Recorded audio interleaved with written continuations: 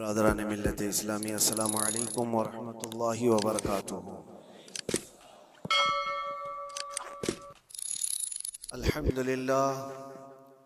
अल्हम्दुलिल्लाहि व कफ़ा व सलामुन अला हबीबिहिल मुस्तफ़ा अम्मा बअद फ़अऊज़ु बिल्लाहि मिनश शैतानिर रजीम बिस्मिल्लाहिर रहमानिर रहीम लन यनालल्लाह लुहूमुहा वला दिमाउहा वलाकिन यनालुहु तक़वा मिनकुम सदक़ल्लाहु मौलाना अज़ीम। बारगाह रिसालत मुआब सल्लल्लाहु अलैहि वसल्लम में दुरूद पाक का हदिया पेश करें। अल्लाहुम्मा सल्लि अला सय्यिदिना व मौलाना मुहम्मदिन मअदनिल जूदि वल करम व आलिहि व अस्हाबिहिल किराम व इब्निहिल करीम व बारिक व सल्लिम सलातन दाइमतन सरमदन अबदा। मुसलमानों के लिए अल्लाह अज़्ज़ा व जल की तरफ से दो ईदें दी गई हैं। एक रमज़ानुल मुबारका के रोज़े मुकम्मल होने के बाद और दूसरे ज़िलहिज्जा की 10वीं को अशरे ज़िलहिज्जा, जिसको हम ईदुल अज़हा कहते हैं और उर्दू में बकरा ईद, ईद कुर्बान के नाम से जानते हैं। ये दो ईदें अल्लाह तबारक व तआला की तरफ से मुसलमानों को दी गई हैं। इन ईदों के दिनों में रोज़ा रखना भी जायज़ नहीं है, खुशियों के दिन। और ये जो अय्याम चल रहे हैं पहली ज़िलहिज्जा से लेकर 10वीं ज़िलहिज्जा तक, इसका जिक्र तो अल्लाह ताला ने कुरान में यूं फरमाया, वल फज्रि व लयालिन अश्र, फजर की कसम और 10 रातों की कसम। और वो 10 रातें कौन सी हैं? पहली ज़िलहिज्जा से लेकर 10वीं ज़िलहिज्जा तक की रात, ये 10 रातें इतनी अजमत वाली हैं कि अल्लाह खुद इनकी कसम फरमा रहा है, अल्लाह इनकी कसम याद फरमा रहा है। और इन अय्याम में जो आमाल किए जाते हैं अल्लाह की बारगाह में मकबूल होते हैं। ये हुर्मत वाले महीनों में से एक महीना है। ज़माने जाहिलियत में भी इन महीनों में जंग व जिदाल नहीं किया जाता था। कोई भी जंग चल भी रही हो तो ये महीने आते तो जंग रोक दी जाती थी, क्योंकि ये हुर्मत वाले महीने हैं। तो ज़िलहिज्जा के महीने में हम और आप अभी अपनी जिंदगी की सांसें ले रहे हैं, लेकिन कुर्बानी के मुताल्लिक जैसे कि लोगों के दिलो दिमाग में एक कॉन्सेप्ट और फिर फैलाया हुआ एक कॉन्सेप्ट और इस्लामी कॉन्सेप्ट, तीनों में क्या चीजों का फर्क है? इस्लाम कौन सी कुर्बानी चाहता है? लोगों ने क्या प्रोपेगेंडा फैलाया है और अवाम के जहन में क्या बैठा हुआ है? तीनों को हम थोड़ा सरसरी नजर से देखते हैं। सबसे पहली चीज तो ये है, इस्लाम जिस कुर्बानी की बात कर रहा है, कुरान में अल्लाह फरमाता है, लन यनालल्लाह लुहूमुहा वला दिमाउहा, न तुम्हारा गोश्त न तुम्हारा बहाया हुआ खून अल्लाह तक पहुंचता है, वलाकिन यनालुहु तक़वा मिनकुम, बल्कि उसके पीछे जो तुम्हारा तक़वा है वो अल्लाह तक पहुंचता है। तुम्हारी नीयत देखी जा रही है, तुम्हारा इखलास देखा जा रहा है। इसीलिए कहा गया कोई गोश्त खाने की नीयत से कुर्बानी करता है तो उसकी कुर्बानी होगी ही नहीं। गोश्त की नीयत से अगर किसी ने कुर्बानी किया उसकी कुर्बानी नहीं है। या फिर अगर ज़बह करने के बाद बेचने की नीयत किया गोश्त में से कुछ हिस्सा, वो तिजारत की नीयत किया हुआ है, तब भी उसकी कुर्बानी नहीं है।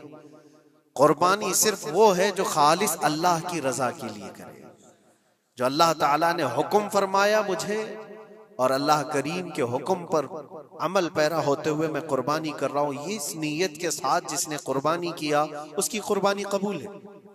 ये इस्लाम चाहता है आपकी कुर्बानी।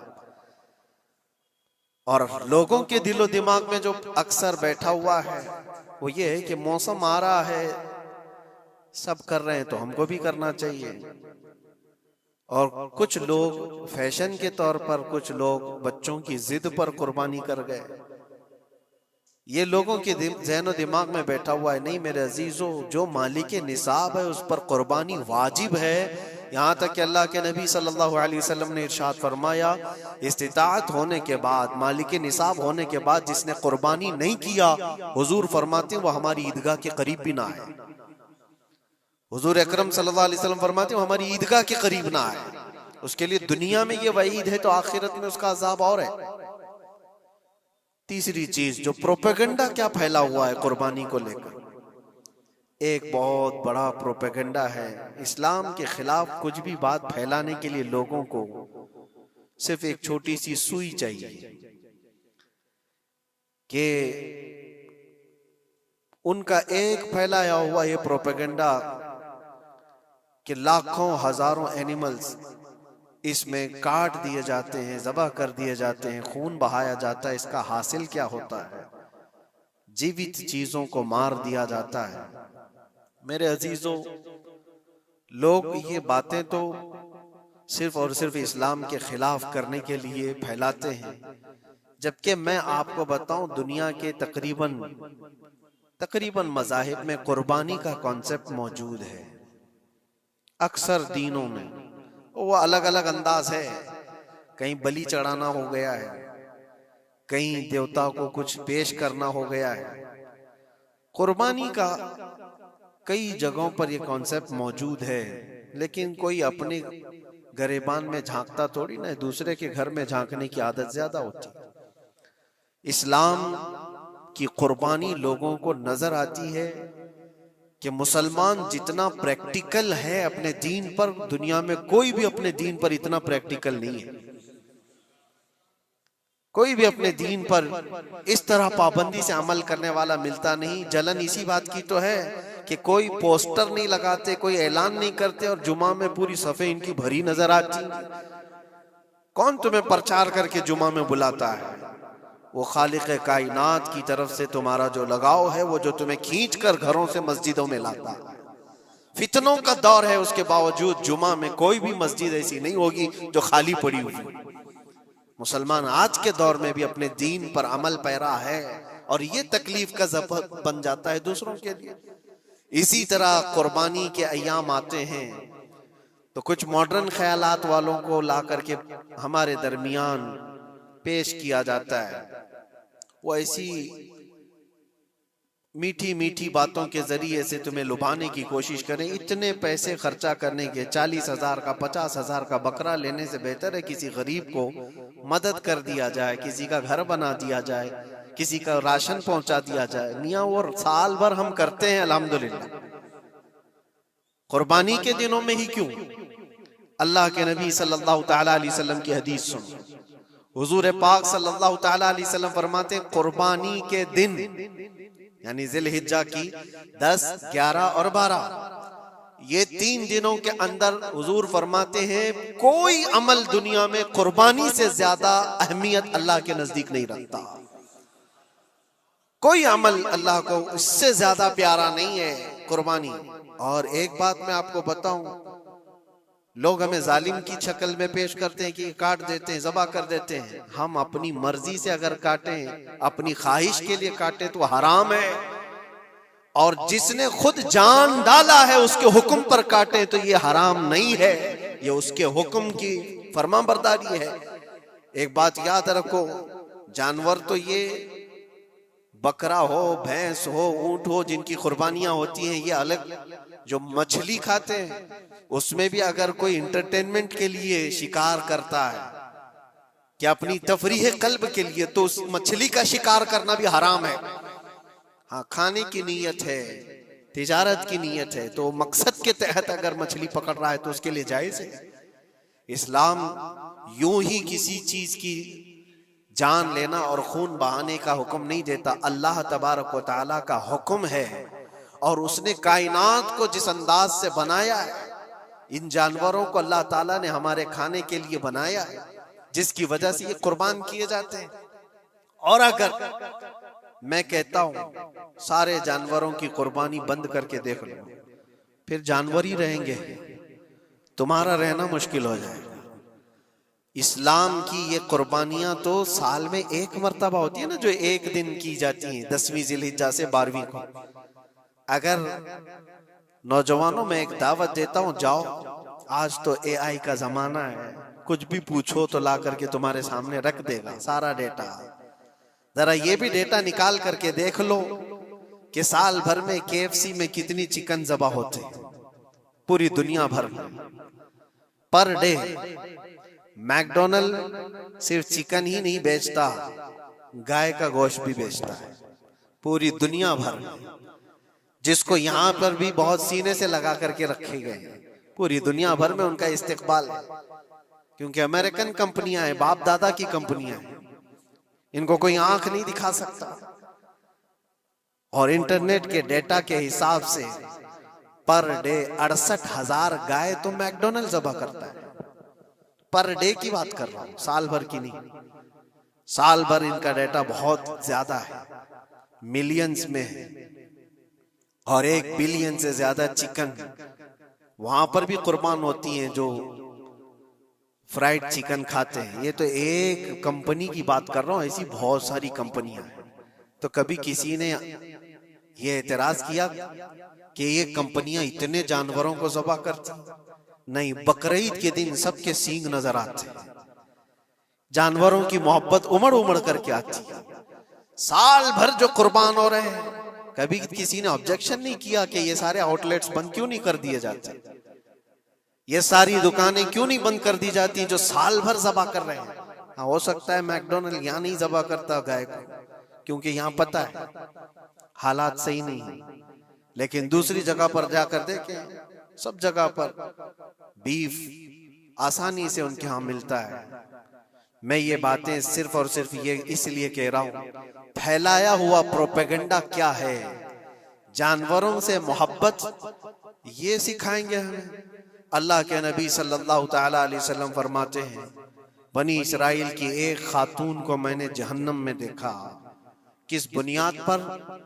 फरमाते हैं वो इबादत गुजार थी, जायदा थी, परहेजगार थी, लेकिन एक बिल्ली पाली हुई थी, और उसने कभी इबादत करनी होती तो 2-2 दिन 3-3 दिन तक अपने कमरे में गोशा नशीन हो जाती थी अकेली।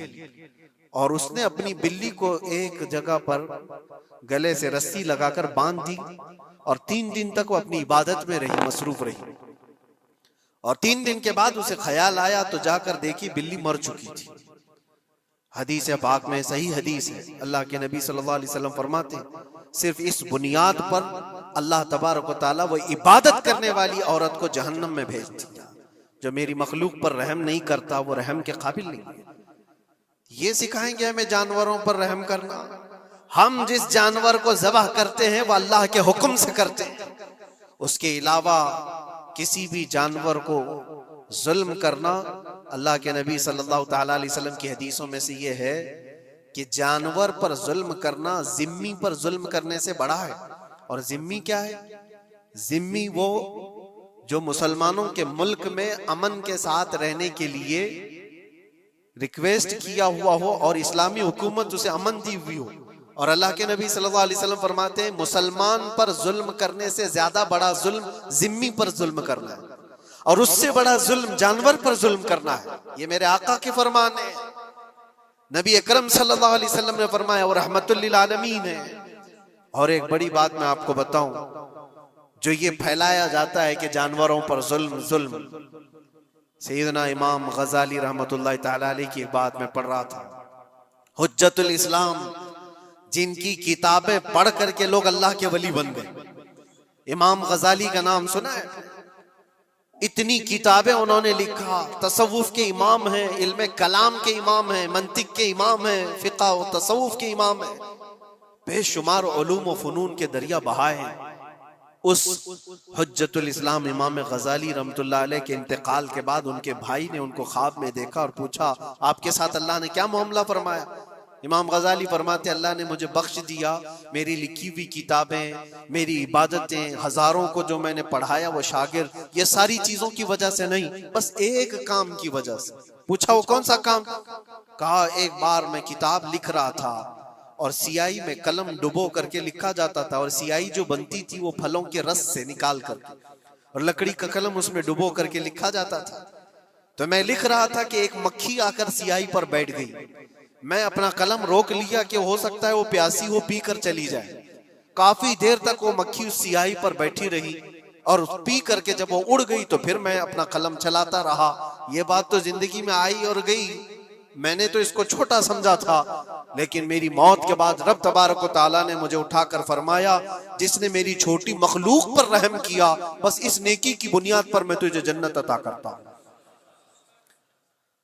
एक जानवर पर रहम करने की बुनियाद पर, एक जानवर पर रहम करने की बुनियाद पर। और हदीस पाक में, सही हदीस पाक में ये भी है, एक तवाइफ थी जिसने मरते हुए कुत्ते को बचाया था पानी पिलाकर, और उस बुनियाद पर उसकी बख्शिश हो गई।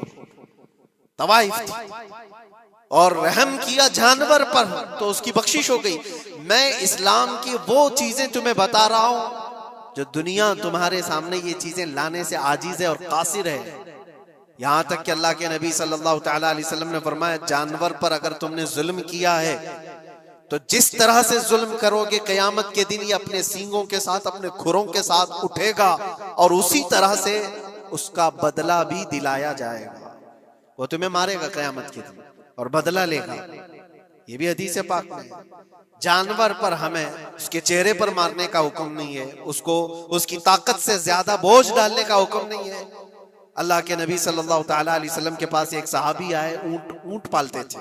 कहा एक ऊंट बहुत सरकश हो गया है, और जब ऊंट सरकश हो जाता है ना, किसी की खोपड़ी खींच लेता है।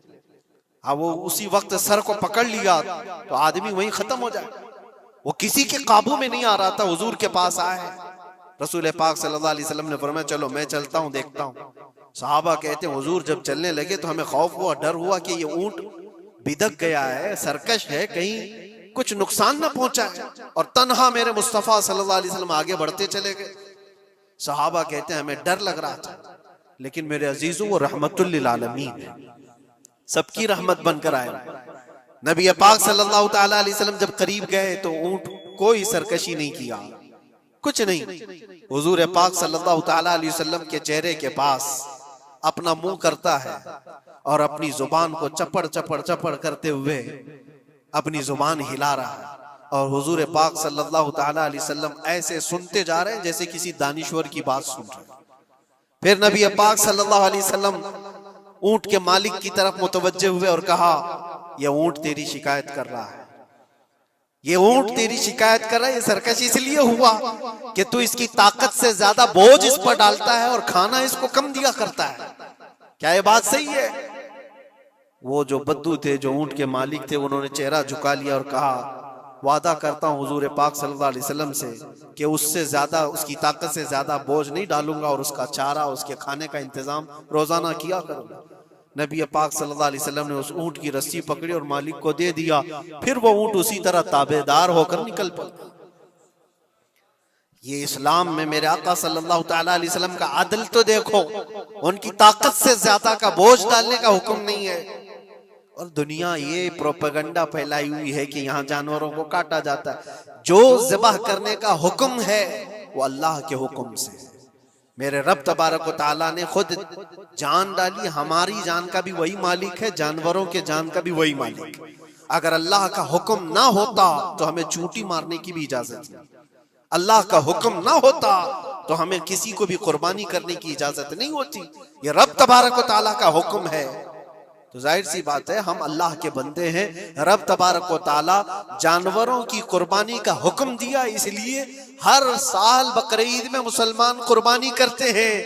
अगर अल्लाह चाहे तो अपने बेटों की कुर्बानी का भी हुक्म दे दे, और दिया है रब तआला ने, और वो भी करके दिखाया सैयदना इब्राहिम अलैहिस्सलाम। अल्लाह तबारक व तआला अगर हुक्म दे तो क्या तुम ऐसे मुसलमान नहीं हो? मुसलमान का मतलब होता है सर झुकाने वाला अल्लाह के हुक्म के आगे। ये नहीं पूछेगा कि क्यों है और कैसे है। मुस्लिम कहते हैं अपना सर झुका दिया अल्लाह की बारगाह में, उसके हुक्म के आगे। अल्लाह तबारक व तआला हमारी जानों का मालिक है। अगर वो चाहता तो हमारी कुर्बानी का हुक्म देता, हमारे औलाद का। लेकिन रब तबारक व तआला ने ये सुन्नत इब्राहिमी पर पूरी दुनिया को सवाब देने के लिए जानवरों की कुर्बानी का हुक्म अता फरमाया। मेरे आका सल्लल्लाहु तआला अलैहि वसल्लम के पास एक सहाबी हजरत ज़ैद बिन अरकम आए और पूछा, ये कुर्बानी क्या है मेरे आका? हुजूर अकरम सल्लल्लाहु अलैहि वसल्लम ने फरमाया, जिस जानवर की की कुर्बानी करोगे उसके हर बाल के बदले तुम्हें अल्लाह एक नेकी अता फरमाएगा। जितने उसके जिस्म में बाल होंगे, हर बाल के बदले अल्लाह तुम्हें एक नेकी अता फरमाएगा। और हुजूर अकरम सल्लल्लाहु तआला अलैहि वसल्लम ने ये भी इरशाद फरमाया कि तुम जानवर का इंतखाब अच्छा करो, इसलिए कि कल बरोज़े क़यामत पुल सिरात पर ये तुम्हारी सवारी बनकर आएगा, जिस पर बैठकर तुम जन्नत में जा रहे होगे। और लोग ये भी पूछते हैं, हमने एक बार कुर्बानी की है तो वहां सवारी कौन सी वाली आएगी? ये भी मिलता है रिवायत में, तुमने अपनी जिंदगी में जो सबसे पहले कुर्बानी की है उस पर सवार होगे, लेकिन हर साल की कुर्बानी वाले जानवर भी सवारी बनकर तुम्हारे इर्द गिर्द आएंगे, वो सब होंगे। तुम इंतखाब करो जिस पर सवार होना चाहो। इसीलिए कुर्बानी में ऐब वाले जानवर की कुर्बानी जायज नहीं, लंगड़ा हो, लूला हो, कान कटा हुआ हो। क्यों जायज नहीं है? दुनिया तो ये समझती है कटने वाला जानवर वो होना चाहिए जो रिजेक्टेड हो, जिसको काटा जा रहा है वो दुनिया में काम के लायक ना हो, उसको काटना चाहिए। दुनिया का ये कॉन्सेप्ट है, दुनिया का तस्वुर ये है। लेकिन नहीं, अगर कोई अपने इस्तेमाल के लिए काट रहा होता तो मैं कहता हाँ रिजेक्टेड माल काट लो, लेकिन ज़बा जो हम करते हैं कुर्बानी में वो अपने लिए नहीं, वो रब्बे जुल जलाल के लिए है। इसीलिए बंदा ये देखे मैं अपने रब की हुजूर क्या पेश कर रहा हूं। तुम अगर कोई हदिया तोहफा खरीदने जाते हो अपने किसी इज्जतदार शख्स के लिए, तो इंतखाब सोच समझ करके करते हो कि जिसको मैं देने जा रहा हूं ये कितना वैल्यू वाला होना चाहिए, कितना इज्जत वाला होना चाहिए, और जो रब ताला की बारगाह में पेश कर रहे हो उसका भी आप ख्याल रखो। इसलिए लोग काम चलाने की बातें तो बहुत करते हैं। कुर्बानी के मुतालिक कुछ बातें हैं जो मुझे आज अर्ज करनी थी, इसलिए मैंने आज इस मौजू पर आपसे खिताब किया। बहुत सारे लोग तरह तरह के अफवाहें भी फैलाते हैं। ये तो उन गैर मुस्लिमों के एतराजात का मैंने जवाब दिया। दुनिया भर में हमारे ऊपर इल्जाम कि ये लाखों जानवरों को ऐसी ज़बा कर देते, काट देते हैं।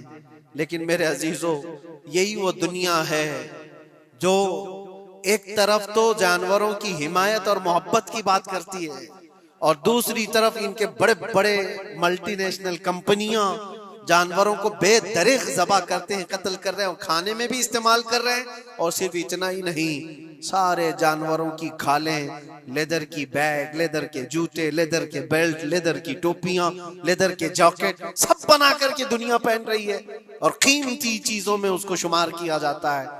इनसे कोई सवाल नहीं करता कि ये सब चीजें कहां से तुम लाए, ये सब चीजें तुम कहां से लाए? क्या बगैर किसी जानवर के ज़बा किए हुए उसकी खाल का इस्तेमाल करते हो?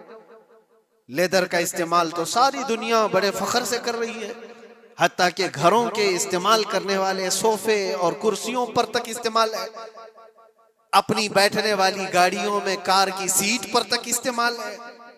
तुम्हारे पहनने वाले जूते, तुम्हारे पहनने वाले बेल्ट, तुम्हारे पहनने वाले जैकेट, सब जगह तुम्हारा इस्तेमाल है। और सिर्फ मैं ये नहीं कह रहा कि दुनिया में सिर्फ मुसलमान इस्तेमाल करते, सारी दुनिया लेदर का इस्तेमाल करती है।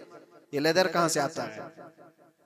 तो ये दुगलापन, ये जो डबल रोल है, डबल स्टैंड, एक तरफ हिमायत की बात करना और दूसरी तरफ बेदरेग ज़बा भी करना, ये सब चीजें दुनिया को बेवकूफ बनाना और इस्लाम के खिलाफ एक प्रोपेगेंडा फैलाना। लेकिन ऐ मुसलमान, ज़हन और दिमाग में किसी ऐसे मॉडर्न कल्चर के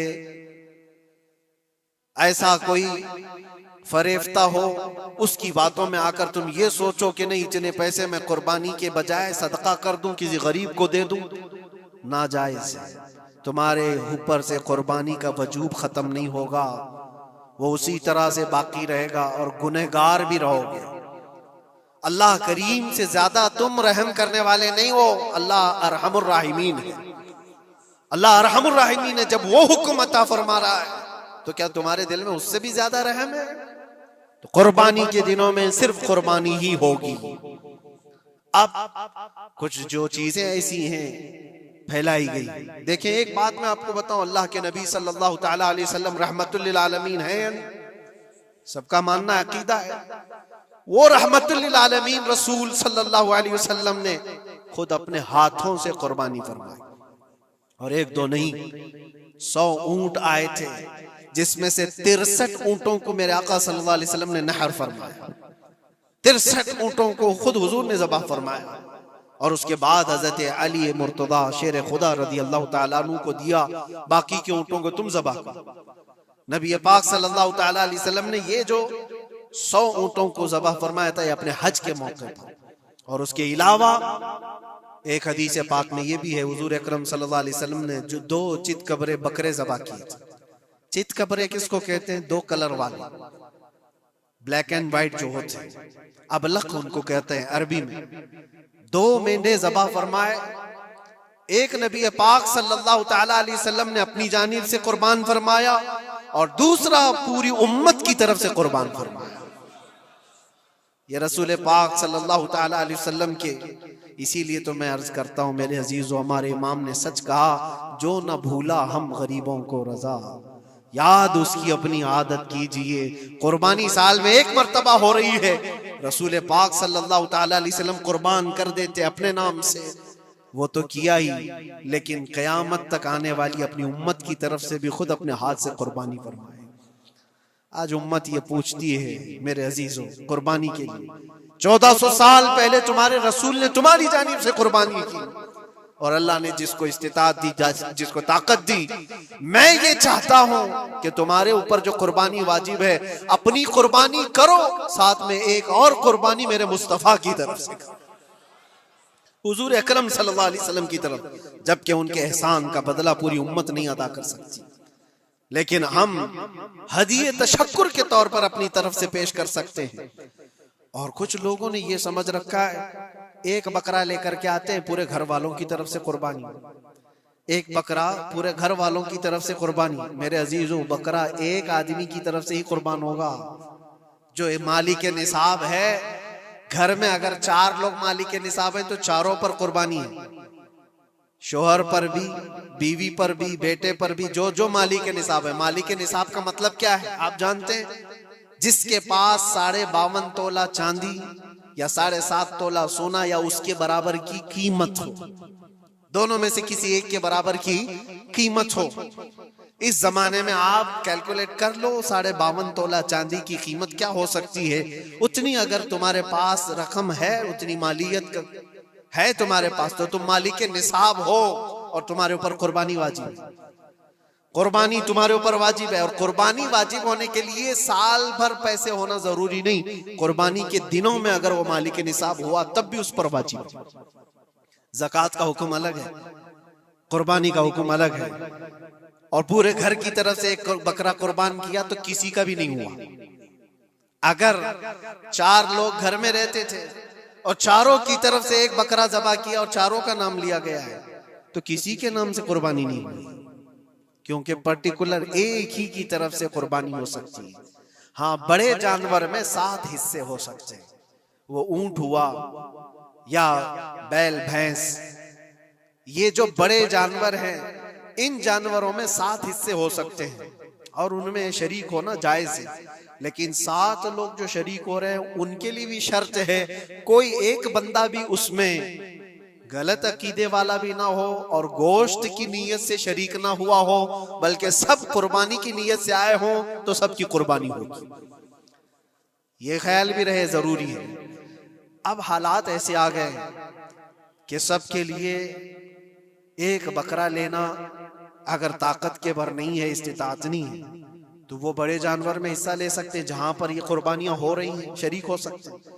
कुछ लोगों ने ये प्रोपेगेंडा भी फैलाया है हमारे दरमियान में से कि बड़े की कुर्बानियां जो होती हैं इज्तिमाई कुर्बानियां, ये जायज नहीं है, आदमी को अपनी कुर्बानी के वक्त सामने होना जरूरी है। ऐसी बातें फैलाई गई हैं। मैं आपको हदीस पाक सुनाता हूं।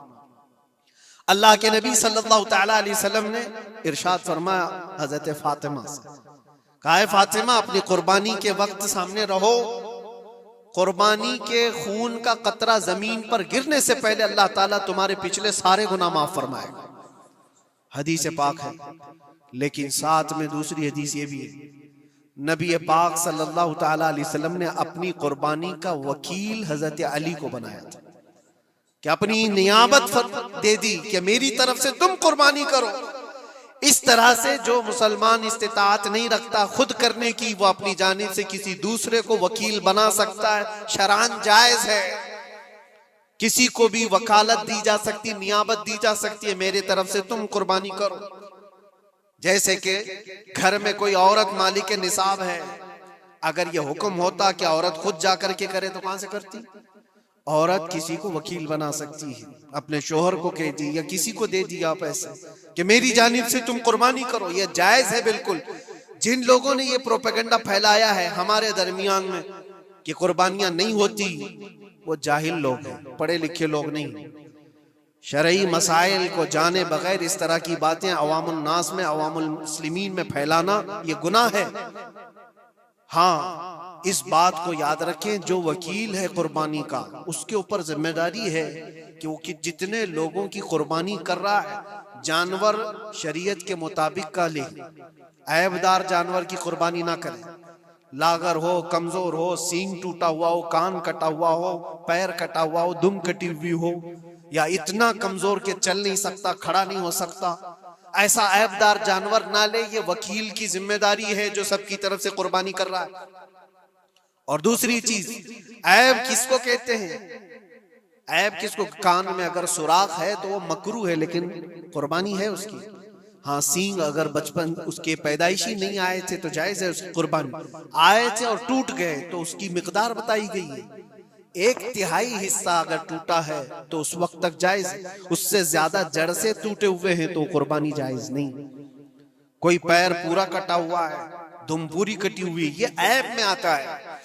ऐबदार जानवर की कुर्बानी जायज नहीं, ये वकील करेगा, नहीं करेगा तो वो गुनहगार है। लेकिन इसका मतलब ये नहीं होता कि इज्तिमाई कुर्बानी जायज ही नहीं, जायज ही नहीं। ऐसी बातें क्यों फैलाई जाती हैं? हदीस पाक में मिलता है कि नियाबत और दूसरे को वकालत देना जायज है। अब कुछ लोग ये भी फैलाते हैं कि कुर्बानी के जो हिस्से लिए जाते हैं, गोश्त दिया जाए तो उसकी कीमत अलग होती है, गोश्त ना लो तो उसकी कीमत अलग होती है। सब फैली हुई चीजें हैं। उसका रीजन भी पता करना चाहिए, ऐसी बगैर इल्म के बात करने से। 4,000-5,000 रुपए का एक हिस्सा आता है अगर शहर में कोई बड़ा जानवर ज़बा करे, क्योंकि महंगा मिलता है बैल। और बाहर जब जाकर के कोई ज़बा कर रहा है तो वही एक हिस्सा 1,500 रुपए में, 2,000 में हो जाता है। तो कुछ लोगों को ये गलत फहमी फैलाई जाती है कि ये लोग करते ही नहीं है और ऐसे ही पैसे वसूलते हैं। ऐसा नहीं।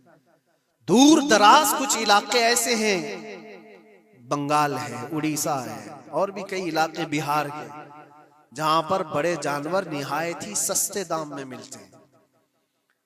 बल्कि वहां पर जानवरों की कीमत सिर्फ 5,000, 6,000 और 10,000 के नीचे होती है, बड़े जानवरों की, जो हमने देखे हैं। वहां जाकर कुछ तंजीमें कुर्बानी करती हैं। अगर वो सही तरीके से शरीयत के मुताबिक जानवर लेकर के कर रहे हैं तो कोई हर्ज नहीं। चाहे वो 200 रुपए हिस्से में भी करता हो, कोई हर्ज नहीं। कीमत मैटर नहीं करती, जानवर मैटर करता है। कीमत चाहे जितनी भी हो रही हो। इस चीज को आज वजाहत करना जरूरी था, इसलिए मैंने आपके सामने बयान किया। गलत फहमियों में ना फैले, गलत फहमियां ना फैलाएं, खुद भी बचे। हाँ, अफजल क्या है? अफजल तो ये है कि अल्लाह ने तुम पर वाजिब किया, तुम जाओ अपने हाथ से करो, तुम जाओ। क्योंकि हदीस पाक में मिलता है कि तुम अपने हाथ से कुर्बानी करो अगर ताकत रखते हो। उसके खून का कतरा गिरने से पहले तुम्हारे पिछले सारे गुनाह अल्लाह माफ फरमाएगा। यह अफजल है। ये सारी बातें थी जो ईद कुर्बान से रिलेटेड थी। अल्लाह करीम हम सबको उसकी रजा के लिए कुर्बानी करने की तौफीक अता फरमाए। लेकिन साथ में एक बात ये भी याद रखें, जब बंदा कुर्बान कर रहा होता है तो उसके अंदर ये नीयत भी हो, जैसे सैयदना इब्राहीम अलैहिस्सलातु तस्लीम को अल्लाह ताला ने क्या फरमाया था? 4 परिंदे लो, उनको ज़बा करो, उनके सर अपने पास रखो, उनका कीमा बनाकर 4 पहाड़ों पर रखाओ और फिर उन परिंदों का नाम लेकर के बुलाओ, वो जिंदा होकर के आ जाएंगे। क्योंकि इब्राहीम अलैहिस्सलाम ने अल्लाह से पूछा था कि अल्लाह तुम मरने के बाद लोगों को जिंदा कैसे करता है, मैं देखना चाहता हूँ। तो रब ताला उनको प्रैक्टिकल दिखाना चाह रहा था कि जाओ ठीक है, ज़बा करो 4 परिंदे और उनका कीमा बना दो, सर उनके अपने पास रख लेना और उनका कीमा 4 पहाड़ों पर रख कर आओ और फिर आकर उन सरों के पास खड़े होकर उन परिंदों के नाम लेकर बुलाओ, वो आ जाएंगे। इब्राहिम अलैहिस्सलाम ने इसी किया, 4 परिंदे लिए थे। क्या क्या लिए थे आपको मैं बताऊं, एक मुर्गा था, एक कौवा था, एक कबूतर था और एक मोर था। परिंदों के नाम याद रख लें, कौवा है, मुर्गा है, कबूतर है और मोर है। चारों को ज़बह किया, उनके सर अपने पास रखे और जिस्म के सब कीमा बना दिया और 4 जगह पर मिक्स करके उनको रखा है। फिर आकर यहाँ खड़े हुए और पुकारा उन परिंदों का नाम लेकर, अल्लाह के हुक्म से आ जाओ। वो कीमा हवा में उड़ा, जिस्म बना और वैसी बगैर सर के उड़ता हुआ आया और अपने अपने सर से जुड़ करके वो जिंदा परिंदा हो गया। कुरान पाक में ये है मौजूद। 3 पारे में रब तबारक व तआला ने फरमाया, वइज़ क़ाल इब्राहीम रब्बी अरिनी कैफ़ तुह्यिल मौता क़ाल अवलम तुअमिन क़ाल बला क़ाल वलाकिन लियत्मइन्न क़ल्बी क़ाल फ़ख़ुज़ अर्बअतम मिनत-तैर फ़सुरहुन्न इलैका थुम्मा इजअल अला कुल्लि जबलिन मिनहुन्न जुज़अन थुम्मा उदउहुन्न यअतीनका सअया वअलम अन्नल्लाह अज़ीज़ुन हकीम। ये अल्लाह तबारक व तआला ने पूरा कुरान में फरमाया कि इब्राहिम अलैहिस्सलाम ने ये जो किया। अब सुनिए, सबअ सनाबिल शरीफ में मीर अब्दुल वाहिद बिलगरामी रहमतुल्लाह अलैह लिखते हैं कि 4 परिंदों का जो इंतखाब हुआ था ना, 4 परिंदे जो चुने गए थे, कौन से थे? कौवा, मुर्गा, कबूतर, मोर। असल में जो है इनकी हर एक की एक एक खासियत है। कौवा लालची बहुत होता है, कौवा लालची बहुत होता है। मुर्गा, उसके अंदर शहवत बहुत ज्यादा है, औरत की ख्वाहिश। मुर्गे के अंदर ख्वाहिश शहवत ज्यादा होती है और कबूतर के अंदर दोस्ती करने की आदत ज्यादा होती है, जल्दी दोस्ती करता है। और मोर के अंदर दिखावे की आदत ज्यादा होती है, अपनी खूबसूरती का इजहार बार बार करता है। तो ये 4 चीजें उनके अंदर है, ये 4 परिंदों के अंदर। सूफिया इकराम फरमाते हैं, दर हकीकत आपको हुक्म था इन जानवरों को ज़बा का नहीं था। कौवे की लालच को ज़बा करो, मुर्गे की शहवत को ज़बा करो और बिना वजह के कबूतर की जो दोस्ती है हर आयरे गैरे से, इस दोस्ती के को खता करो और मोर के दिखावे की आदत को ज़बा करो। ये 4 बुरी आदतों को ज़बा करो तो अल्लाह की कुदरत के मुशाहिदे देखने मिलेंगे। दर हकीकत वहां पर सूफिया इकराम में फरमाते हैं, और यही बात है कि शैतान को जब कंकरियां मारने के लिए हुज्जात जाते हैं, वो तो एक पिल्लर है जिसको कंकरियां मारते हैं। वहां एक पिल्लर है, उस पिल्लर को कंकरियां मार करके आते हैं। लेकिन मेरे अजीजों, तसव्वुर ये होनी चाहिए, जिंदगी भर जो शैतान मुझे बहकाता है, मैं उसको कंकरियां मार रहा हूं। अगर तुम्हारी नीयत साले हुई और कंकरी लग गई तो यकीनन जिंदगी भर शैतान की शरारतों से महफूज हो जाओ। तुमने अपने शैतान को जख्मी कर दिया, इसीलिए जिसका हज कबूल हो जाता है उसकी कंकरी वहां से उठा ली जाती है। वरना तो 40 लाख लोग 70-70 कंकरियां मार करके आए तो पहाड़ बन जाना चाहिए, लेकिन कोई पहाड़ नहीं होता वहां कंकरियों का, जाकर देखे ना ही उसको उठाया जा रहा है। लेकिन हदीस पाक में जिस हाजी का हज कबूल होता है उसकी कंकरियां उठा ली जाती है। वो शैतान को लग चुकी है, तो नीयत का दारो मदार है। इसीलिए सबसे पहले मैंने आयत यही पढ़ी, रब ताला फरमाता लन यनालल्लाह लुहुमुहा वला दिमाउहा वलाकिन यनालुहु तक़वा मिनकुम। हरगिज हरगिज तुम्हारा गोश्त, तुम्हारा बहाया खून अल्लाह तक नहीं पहुंचता, बल्कि इसके पीछे जो तुम्हारी खालिस नीयत है, जो तक़वा है, वो अल्लाह तक पहुंचता है। कुर्बानियों में ये नियत करो कि रब तबारक व तआला, मैं अपनी सारी ख्वाहिशात को ज़बह कर रहा हूँ, मौला मुझे बुरी ख्वाहिशात से जिंदगी भर महफूज फरमा दे। व आखिरु दावाना अनिल हम्दुलिल्लाहि रब्बिल आलमीन। अस्सलामु अलैकुम।